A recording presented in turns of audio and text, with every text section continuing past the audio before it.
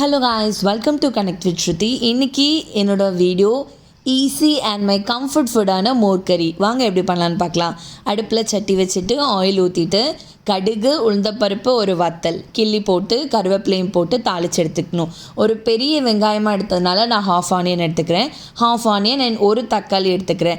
இது ரெண்டையும் கட் பண்ணி வச்சுக்கணும். இது ரெண்டையும் போட்டு ஃப்ரை பண்ணி எடுத்துக்கணும்.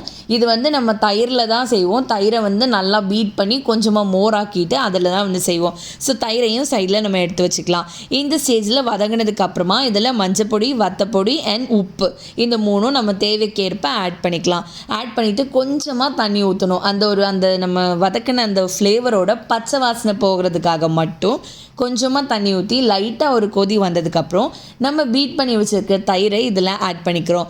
இதில் ஆட் பண்ணிட்டோம் அப்படின்னா என்னோடய ஈஸி அண்ட் எனக்கு ரொம்ப ரொம்ப கம்ஃபர்ட்டாக இருக்கக்கூடிய மோர் கறி ரெடி ஆகிடும். ரைஸ், மோர் கறி, potato fry best combo for lunch அப்படின்னு நான் சொல்லுவேன். ட்ரை பண்ணிவிட்டு எப்படி இருக்குன்னு கமெண்ட்டில் சொல்லுங்கள். தேங்க்யூ.